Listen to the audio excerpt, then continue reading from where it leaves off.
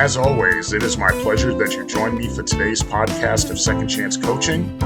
My name is Dr. Richard Lewis. If you'd be so kind as to leave me a rating and your feedback, I would very much appreciate it, and it will help others like you to optimally discover this podcast wherever you listen to this and your other favorite podcast.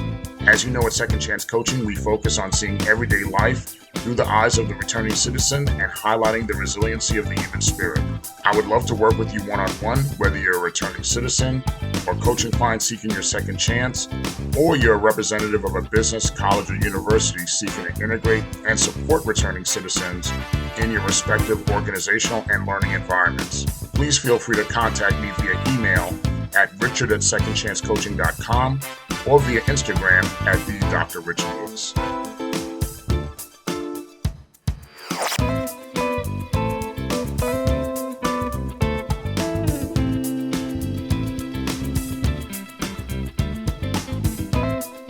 Welcome to episode 5 of season 3 of Second Chance Coaching. I am very excited that you joined us for this week. My hope is everything is going well on your side of the world. Everything is going well on this side of the world here in sunny Hollywood, Florida. I would like to welcome all of our returning listeners and welcome all of our new listeners here in the United States of America and all over the world. We'd like to welcome our new listeners from the country of Libya. We're excited to have you join us and look forward to having you stay with us. Today, we will talk about a subject that affects all of us, and that is procrastination. Now, procrastination doesn't mean you're a bad person. It really happens to all of us. We can procrastinate about going to the gym, cleaning the house, getting the oil changed in the car, hitting the snooze alarm to get ready for work, studying for a test, writing a paper, returning a phone call or a text or an email, having a tough conversation. I'm sure you've had bouts with procrastination on all these subjects. I've had my bouts with procrastination on these subjects and a whole lot more, including podcast production days. Sometimes we try to record 2 to 3 podcasts at a time and put some in the can, and getting those production days done, sometimes they could be long days, and the option to procrastinate is a whole lot better than sometimes going through the processes. In all of these processes, I really wish I had a clone or an assistant that could handle these subjects and tasks and chores, but ultimately, when we get past the procrastination bug, we will feel a whole lot better on the other side. That always happens. However, when the new quote-unquote to-do list or to-do items come up or the challenge comes about, procrastination always seems to cast its long shadow or rear its ugly head. Now, a common misconception about procrastination is that it's a time management problem, that you really can't manage your time, and it really isn't. According to the Harvard Business Review, procrastination is really a mechanism we utilize to combat negative feelings we have about a certain task. Now, what would make a task for us procrastination worthy? Once again, the Harvard Business Review states that procrastination worthy tasks can have one or a combination of, or sometimes all of the following characteristics. The task could be boring. It could be frustrating. We could find it difficult. The task could be unclear or ambiguous. It could be unstructured. We don't find the task fun, or it could lack significant meaning for us.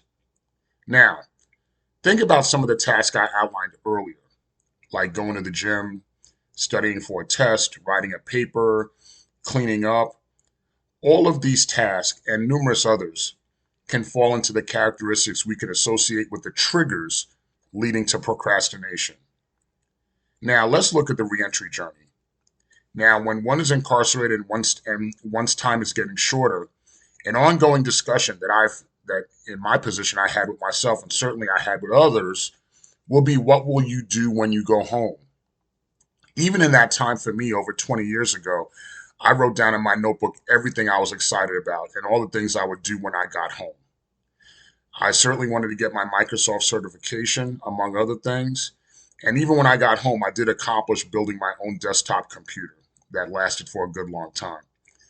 But when I got home, between juggling pounds of mail and finances and most of all family relationships and work release parole obligations, it didn't take long to get overwhelmed very quickly. And some of those characteristics that lead to procrastination was present, such as frustration and difficulty and lack of structure. As I generally discussed, my initial part of my reentry journey, I was able to conquer it, and I sh- and I'll share some of those specific strategies in which I was able to do that. Now, another situation that tackled me big time was going back to school. And although it seems like those of you who've known me personally that I've been in school forever, it was really a short window of time in 6 years from 2012 to 2018. I was in school consistently pursuing 2 degrees during that time period. But before that, I wasn't in school since 1996. When I started my second tour of graduate school, there were a lot of changes to how school was going down. From course delivery, I remember in graduate school, courses used to meet twice a week, and the classes would last 14 to 16 weeks for the entire semester. And then now, classes were meeting once a week for truncated versions of the term from 8 to 10 weeks, where they'd be blended online and there's an accelerated rate of completion of those courses. And then, of course, research tools from an actual physical library to online research databases and online library systems and learning management systems. And of course, our famous friend Google would be present as far as how one would get schoolwork done. Now, as I said about writing papers, it was really an adjustment to writing papers again, going back to APA format. It was MLA and Turabian for the most part when I was writing papers before, doing discussion posts and things of that nature through learning management systems. It was really just a different world. But for someone who had not been in school, like myself, for 16 years, it was a recipe for lots of periods of procrastination to be manifested. Now, the first semester in which I returned to school, I had a lot of great classmates that I was able to follow their lead in how they did things. You know, they had been in the school for a while. And in my first 10-week term, I only took one class, which was good. So it was a good way to go through the pace and set the pace for myself, even though it was accelerated. And I did pretty well. You know, I had some procrastination moments, I was able to coast a little bit, but I did pretty well. I got a B plus in that first course. So I was happy about that.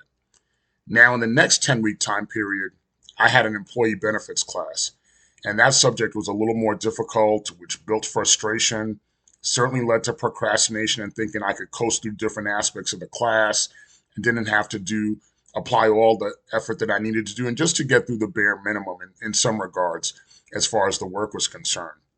Now, we were preparing for our first test for this class, and then it was a little difficult having that test. And I thought I could get away with it, like I said, with cramming and coasting and procrastinating in my studies. It was something I said, okay, I could get through this part.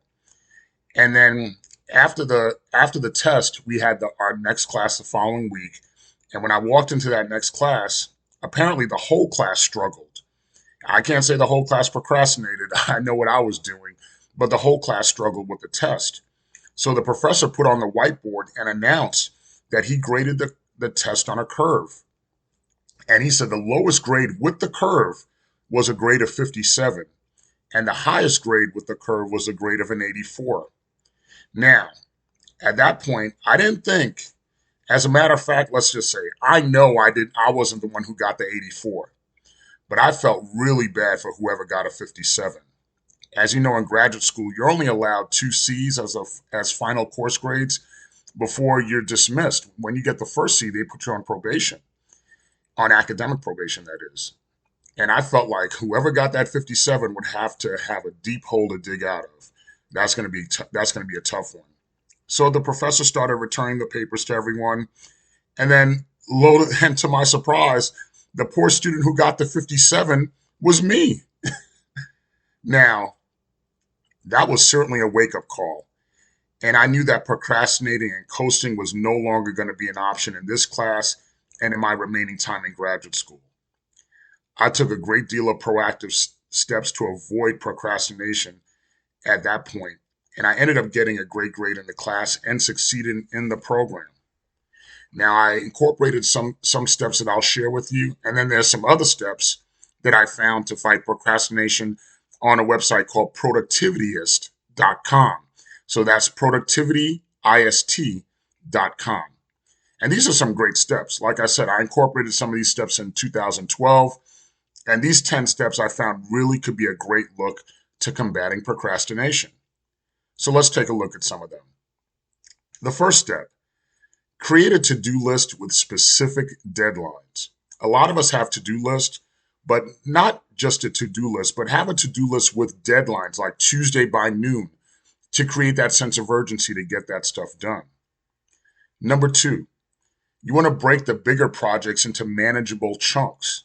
For example, in school, we would have a lot of reading assignments in graduate school, and sometimes you'd have to read like 50 or 60 pages in preparation for class for the next week or the discussion post. Now, instead of reading 50 pages in one Saturday study session, I would just say, you know what, let me just do 10 pages a night before I go to bed so that when Saturday comes, I'm not trying to cram it all in at one time. Number three, set aside some time and space for work. Set the time and space to do work without distractions. So if you're at home, set aside a quiet space to do that work, whatever that work is. Or if we're talking about school like I was, we could go to the library and really have that quiet place and really set that time and place to establish that this is when work is being done. And definitely put away those cell phones. And that leads to number four, removing distractions. No cell phones, no social media, no internet, none of that stuff while you're trying to get the work done.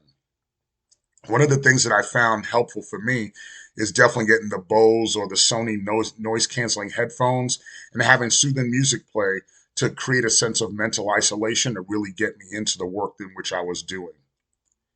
Number five, tackle the hard stuff first. Getting the harder things out of the way and getting that off the list, it creates a sense of confidence and momentum that you can really get things done. And then, of course, as you get down further on your list, the things that are lighter in weight, so to speak, are going to be done with ease. You'll be fine. Number six, do one thing at a time. We always talk about multitasking. I've come to realize multitasking is a mythical skill set that we love to market. We love to say that that's what we do. But the tried and true method is really just knocking things out one step at a time, one at a time. Number seven, reward yourself with breaks. When you're doing the to-dos with urgency, take strategic breaks. And then sometimes you have to get up from the desk and stretch, refresh your mind and your body, and take strategic breaks in order to be able to really recollect your thoughts. And that'll really help you tackle those tasks even with more fire, with a refreshed mind, refreshed body. And those strategic breaks really do help. But don't take them too long. Number eight, try the 2-minute rule.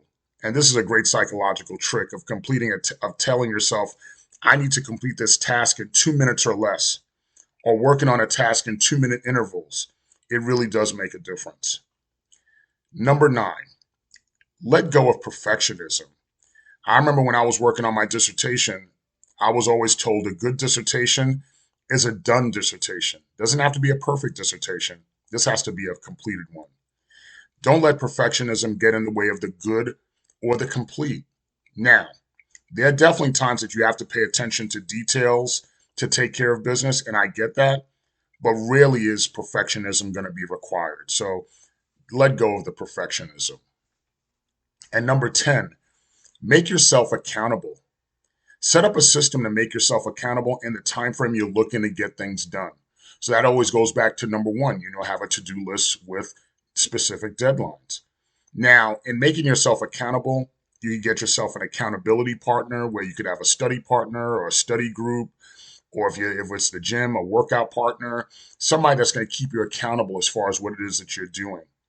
Now, in season one, we had an episode called New Beginnings, and we talked about the utilization of the vision board. It's a great method of accountability because, like I said in that episode, you could see the tasks right in front of you every day as you're getting those done. Now, these 10 steps could really help to overcome procrastination.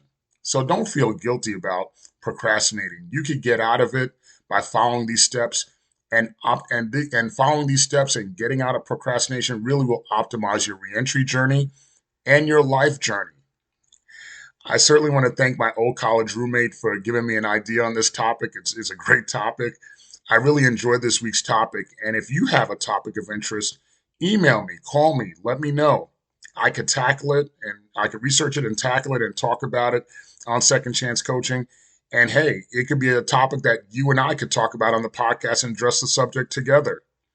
Thank you again for joining me again on Second Chance Coaching.